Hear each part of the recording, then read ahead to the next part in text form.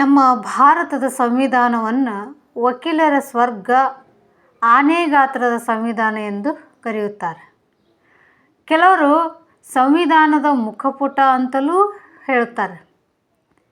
ಏನಿದೆ ನಮ್ಮ ಸಂವಿಧಾನದ ಒಳಗೆ ಅಂತ ವಿಚಾರ ಮಾಡಿದರೆ ಆ ಇಡೀ ಸಂವಿಧಾನವನ್ನು ಸಂಪೂರ್ಣವಾಗಿ ಓದಿ ತಿಳ್ಕೊಳ್ಳೋದಕ್ಕೆ ಸಾಧ್ಯವಿಲ್ಲ. ಯಾಕಂದರೆ ಬಹಳ ವಿಶಾಲವಾದಂಥ ಸಂವಿಧಾನ.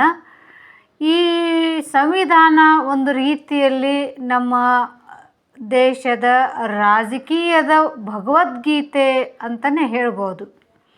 ಇಂಥ ವಿಶಾಲವಾದ ಬೃಹತ್ ಸಂವಿಧಾನವನ್ನು ನಾವು ಸಂಕ್ಷಿಪ್ತವಾಗಿ ಅರಿತುಕೋಬೇಕಾದ್ರೆ ಈ ಪೂರ್ವ ಪೀಠಿಕೆಯಲ್ಲಿರ್ತಕ್ಕಂಥ ಪ್ರತಿಯೊಂದು ಶಬ್ದಗಳ ಅರ್ಥ ವಿವರಣೆಯನ್ನು ಮಾಡ್ಕೊಂಡ್ಬಿಟ್ರೆ ಗೊತ್ತಾಗುತ್ತೆ.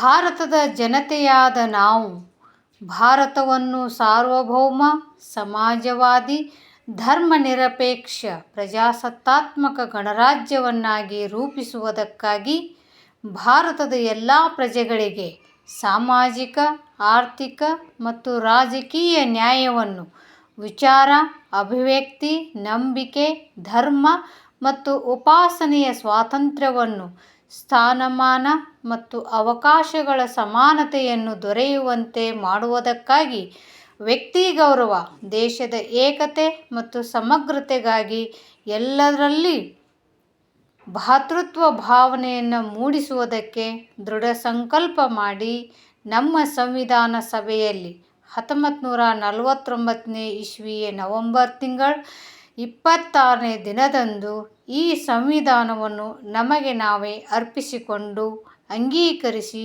ಶಾಸನವಾಗಿ ವಿಧಿಸಿಕೊಂಡಿದ್ದೇವೆ.